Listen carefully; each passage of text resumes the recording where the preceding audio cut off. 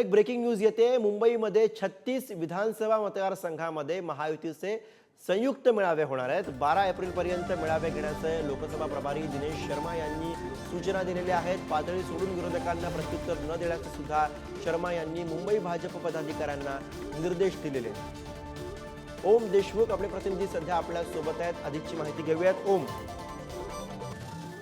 गुरु अगदी बरोबर आहे। भाजपचे महाराष्ट्र लोकसभेचे प्रभारी जे दिनेश शर्मा हे सध्या महाराष्ट्र दौऱ्यावरती आहेत आणि त्यांनी काल मुंबईमध्ये एक भाजपच्या पदाधिकाऱ्यांची बैठक घेतली।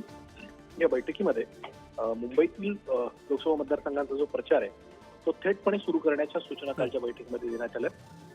12 एप्रिलपर्यंत म्हणजे साधारणपणे 1 ते 2 आठवड्यामध्ये महायुतीतल्या 36 मतदारसंघांची जो काही आखणी करण्यात आली आहे, काल त्याबद्दल जी काही रणनीती आखण्यात आली त्यानुसार संयुक्त मेळावे विधानसभा मतदारसंघांनी घेण्यात यावे। यामध्ये महायुतीच्या मुंबईतील सगळ्या नेत्यांनी मतदारसंघांनी उपस्थिती दर्शवावी अशा प्रकारच्या सूचना देण्यात आल्या। अधिक महत्त्वाचा मुद्दा म्हणजे सोशल मीडियाच्या वापराबद्दल देखील काही महत्त्वाच्या सूचना देण्यात आल्या।